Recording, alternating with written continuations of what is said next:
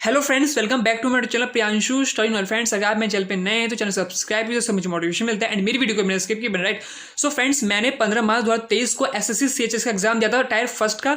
And ये मेरा second shift में एग्जाम हुआ था। अगर मैं आपको एग्जाम के रिव्यू की बात करूं तो फ्रेंड्स, जो एग्जाम का पैटर्न था वो बहुत ईजी था। हाँ, आप उसको मॉडरेट कह सकते हो, बट हार्ड मैं नहीं कहूँगा। एंड ये मेरा फर्स्ट अटैम्प्ट था। अगर मैं आपको इसकी राउंडिंग नेगेटिव मार्किंग की बात करूं तो इसकी जो नेगेटिव मार्किंग आई थी वो 0.5 आई थी, 0.50 सॉरी। इसका मतलब क्या है कि अगर आपने 2 क्वेश्चन पे आपने तुक्का मार दिया तो आपका 1 मार्क्स ऑटोमेटिक आपके कट हो जाएंगे, राइट। सो एग्जाम जो था इसे बहुत ही मॉडरेट था।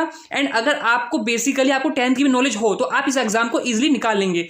तो मैं आपको क्वेश्चन दिखा दूंगा, क्वेश्चन का जो बेस था, क्वेश्चन का जो पैटर्न था वो किसके अकॉर्डिंग था, राइट। तो बिना किसी बात के हम चलते अपने क्वेश्चन पे, राइट। तो ये हमारे कुछ क्वेश्चन थे, आप क्वेश्चन देख सकते हैं, आपको बहुत सिंपल लगेगा गाइस।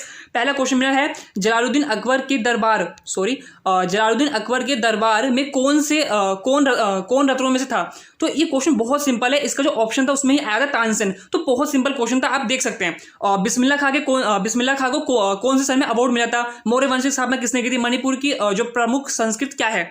ऐसे सिंपल क्वेश्चन आप देख सकते हैं। जैसे कि ट्रांजिस्टर कौन से जनरेशन में हुआ था, सबको पता है। इंडिया में खेल उत्सव 2023 कौन सा जो हमारा स्टेट होस्ट करेगा। जो वसा जो फैट होता है उसको पचाने कौन सा एंजाइम हमारे इंटरनल बॉडी में स्टोमक में होता है।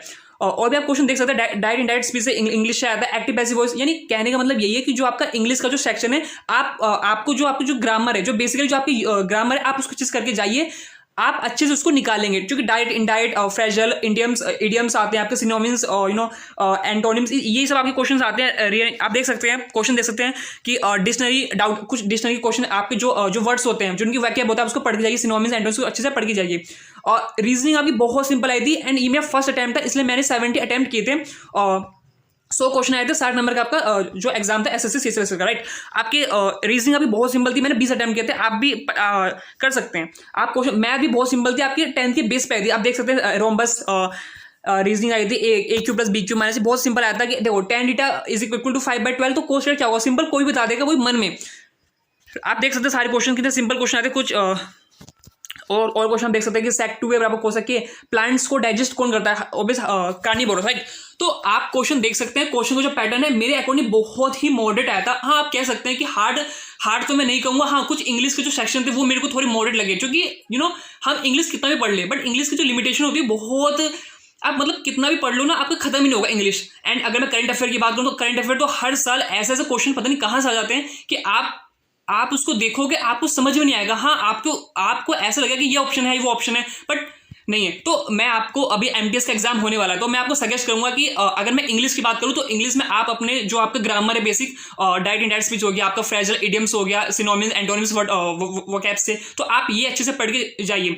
अगर मैं रीजनिंग की बात करूं तो रीजनिंग के जो आपके टॉपिक होते हैं, जैसे कि आपके कोडिंग डिकोडिंग हो गया, आपका मिरर इमेज हो गया, आपका फोल्डिंग डिकोडिंग पेपर फोल्डिंग, ये आप अच्छे से पढ़ के जाइए। मैथ की मैं बात करूँ, ऑप्टिकल एप्टीट्यूड, तो मैथ की अगर मैं बात करूं तो मैथ में भी आप जो बेसिक आपकी 10th की नॉलेज, जैसे सर्कल का एरिया क्या होता है, किसी रोम्बस का एरिया, बेसिकली जो भी आपकी 10th की, जैसे आपकी ट्रिग्नोमेट्री आएगी, अलजेब्रा आ जाएगा, बेसिक वो भी।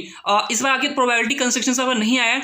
एंड अगर मैं आपकी रीजनिंग में भी आपके सिंपल क्वेश्चन आते हैं, मैंने बता दिया। इंग्लिश हो गया, आपका जो जीके या जो जीएस होता है या जो करंट अफेयर होता है, आप उसको अच्छे से पढ़ के जाइए। एंड जो मतलब बेसिकली बेसिक ही आएगा, ना ज़्यादा टफ आएगा ना ज़्यादा ईजी आएगा, बस मॉडरेट आएगा पेपर।